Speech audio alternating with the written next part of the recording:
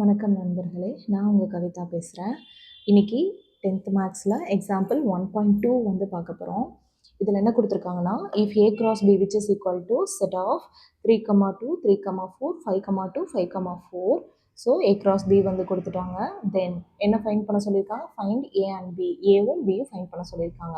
உங்களுக்கு தெரியும், first coordinates first இருக்கிறது எல்லாமே இங்கே என்ன இருக்கோ அதனுடைய வேல்யூ. அண்டு கம்மா போட்டு செகண்ட் எழுதுகிற இந்த வேல்யூஸ்லாம் என்னவாக இருக்கும்னா இங்கே இருக்கக்கூடிய செகண்ட் வேல்யூஸாக இருக்கும். கரெக்டாக? ஸோ அதே மாதிரி தான். Then find A and B என்னன்னு கேட்டிருக்காங்க.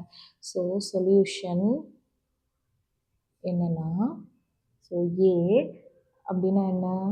Set of all first coordinates of A cross B.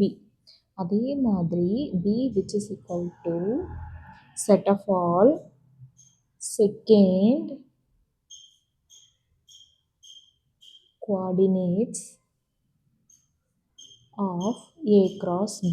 ஏன்னா ஃபர்ஸ்ட் இருக்கிறது ஏ, செகண்ட் இருக்கிறது பி. ஸோ ஃபர்ஸ்ட் கோஆர்டினேட்ஸ் எல்லாமே ஏன்னு சொல்லுவோம், செகண்ட் கோஆர்டினேட்ஸ் எல்லாமே பின்னு சொல்லுவோம். இப்போ ஃபர்ஸ்ட் கோஆர்டினேட்ஸ்னால் இங்கே என்ன இருக்குது? 3 இருக்குது, 5 இருக்குது.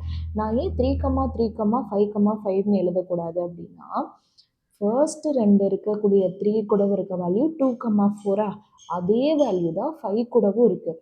அப்போது நம்ம ஒரு டைம் அந்த வேல்யூவை போட்டால் போதும், டபுள் டைம் ரிப்பீட் பண்ண தேவையில்லை.